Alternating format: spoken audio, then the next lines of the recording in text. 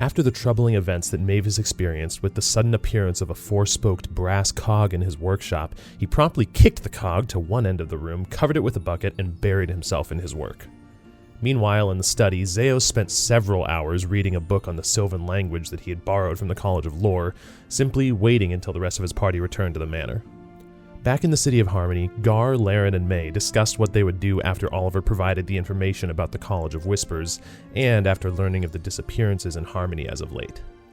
Eventually, the trio agreed that there wasn't enough time to pursue investigations before heading to the inventory in the city of Sprockton, and they decided that they would ask Oliver to keep an ear out for any information during their time away. May shared the story of her mother in the Third Bulwark and said that she was going to visit the College of Valor to try and find the bard that wrote it, a bard named Lucan Harali. Gar and Laren joined May, and along the way, May explained that she had wanted to become a member of the Third Bulwark since she was about 6 years old, to follow in her mother's footsteps.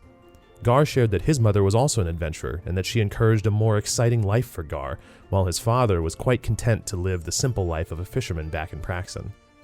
Eventually, the group reached the College of Valor, which almost had the feel of a well-kept armory, and after asking about Lucan Harali, the receptionist informed the group that he was last known to have moved to the city of Trigate to live closer to the Third Bulwark. The group returned to the Rumor's Reach and asked Belagron about any cake shops in town, and the main one that came to mind was in the northwestern portion of Harmony, a cake shop known as All Caked Up, which gave the party a name to the location to check later should they need to contact the College of Whispers. After wishing farewell to Belagron for now, the group used the manor key to return to the Midway Manor. Upon arriving at the manor, Zeos rejoined the group, and while they were discussing plans on how they would travel to Sprockton, they noticed a hook descend from the ceiling of the kitchen, grabbing a bunch of bananas and pulling them back up. Gar rushed over and saw an open trap door in the ceiling, with Mavis on the other end hungrily retrieving food, but upon hearing discussion of Sprockton, Mavis decided to rejoin the group as well. The group asked Mavis how his invention was progressing, and Mavis tried to conceal his shaken nature due to the previous events in his workshop, but everyone could tell that something was off. After questioning him about it, Mavis insisted that he simply must focus on his work and finish his invention. Gar, Laren, and Zeos returned to Harmony for some last-minute tasks, and May and Mavis returned to their rooms. May began lighting sage in her room in an attempt to purge any evil spirits, but unfortunately it seemed ineffective, as May suddenly felt a burning sensation in her hip, and decided to de-stress by practicing her combat. Back in Harmony, Zeos asked Gar if he could use the sending spell to contact his mentor, Thalan Balrus, to ensure that he was okay after Zeos didn't receive a response to his letter. After casting the spell, Gar was unable to make a connection, which could mean anything from simply a failure of the spell to the death of the individual to the target being on a different plane of existence.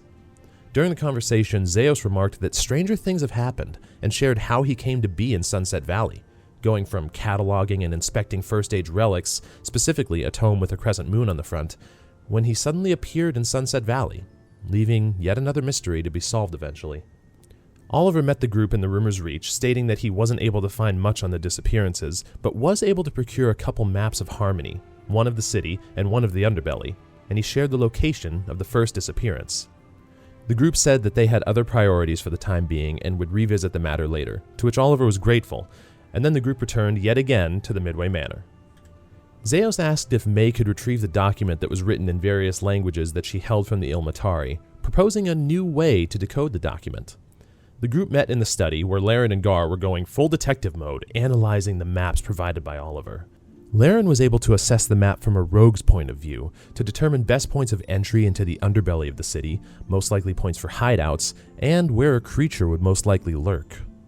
Mavis attempted to identify the brass cog that appeared to him and could sense magic, brain power and science within it, and it even felt familiar, like he'd seen something like this before but couldn't place his finger on it.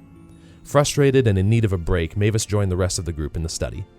Zeos began copying the untranslated portions of the document onto separate pieces of paper in an attempt to use comprehend languages on those instead of the physical document to circumvent any protective magics on it. It was successful, and Zeos finished translating all but the very end of the document. Meanwhile, Laren took an opportunity to sneak away from the group and headed towards Mavis's room in an attempt to pick the lock to his door and see what he's been so diligently hiding. She attempted to identify how to unlock the door, but discovered that Mavis modified the lock on his door, and she was unable to determine how to properly unlock it. Back in the study, after a lot of discussion and attempts to decode the final portion of the document, May sat down, feeling a divine pull to read the words. She looked over the words and read the entire document aloud. The oath of a paladin is a paladin's very purpose. An oath defines the paladin's path, their being. If a paladin takes an oath to the light, they are to bring that light. However, if a paladin breaks their oath in favor of darkness, it can lead to a dark path. An oath breaker that embraces the darkness can become a terrible danger. That paladin is cursed to wander in darkness, the light in their heart extinguished. A struggle exists within us all, a constant battle between light and dark. Regardless of our path, we must remember that we are not in this struggle alone. In times of extreme need, the first paladin wielded a weapon that has been lost to time. Vastly powerful, this blade could vanquish any evil, and no darkness could stand against it. Even the smallest amount of light can drown out the darkness. Remember your purpose. If you're worthy, the blade will call to you. Upon speaking the final words, the edges of the document began to glow, and the letters of the last portion of the document rearranged themselves to spell, first letters, seek it out. And with that, the document became engulfed in a pure white flame, sitting in May's hands, unburning, peaceful, and as the flames subsided, all that remained was a single cherry blossom in May's palms. The first letters of each portion of the document spelled out Taihata River, and seemed to be indicating that the blade that was spoken of had some connection to this river. Both May and Zeos were familiar with this river due to its close proximity to the cities of Rand and Trigate, where Zeos and May are from. Mavis asked how the document came to May's possession, and May explained that one of the leaders of the Ilmatari church in Trigate, Mother Ulma, gave it to her, saying that she felt that it was meant for May. Mavis expressed his frustration with the blind faith that religious individuals exhibit, and spoke his mind that if the gods are real and even if they do speak, they're still capable of lying.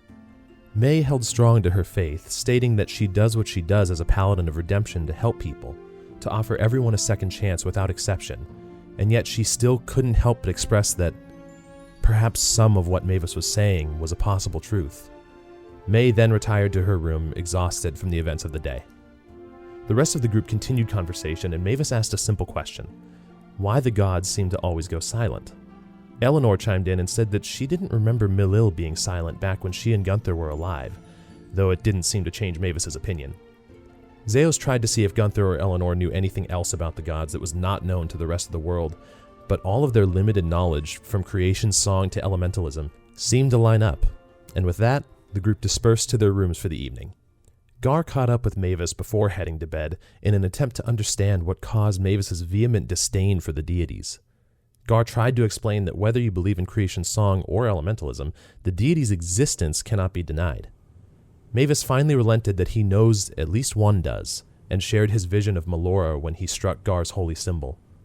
Mavis explained that he cannot deny that something must have created the material plane, but that he believes that if there are so many gods and each religion claims that theirs is the true one, then perhaps they're all wrong, and the gods are simply powerful people that ascended to higher power. Mavis asked why Gar follows Melora when her defense of Sunset Valley is the cause of the loss of his crew. A question Gar said he asks himself every day, and that he continues in his faith in the hope for answers. Laren went to May's room in an attempt to comfort her, and saw May fervently training against a target dummy, repeatedly striking it with her flail, clearly trying to work through everything. Laren asked if May wanted to be alone, and May simply said, "Not right now." May shared her fear that if the document was truly meant for her, then it meant that everything that happened was meant to happen. May realized she was being vague, but Laren didn't mind. Laren could relate to being an orphan like May, saying that she wasn't raised with much emotion of any kind, and had a lack of true relationship with her parents. May confided in Laren and said that she didn't believe her mother was actually dead. May told Laren that she remembered her mother saying something before she disappeared, that she told May to help as many people as she could. Laren vowed that if she could help find May's mother, or at least help bring closure, she would. Finally, before the night ended, May joined Laren for a game of chess, the two of them simply enjoying a relaxing moment in silence. Though with the underlying knowledge that if one of them needed to talk at all, the other was there. Eventually, the party retired for the evening, though something was different this night. The group found themselves in a sort of shared dream, sitting in darkness on a cool stone floor. The group realized that they were in the memoriam room in the basement of the manor, when suddenly a light emanated from the center of the room. A wave of peace washed over the group, and a soft voice spoke with a reassuring comfort. "There's still a lot you'll have to go through, and there are reasons things happen the way they must.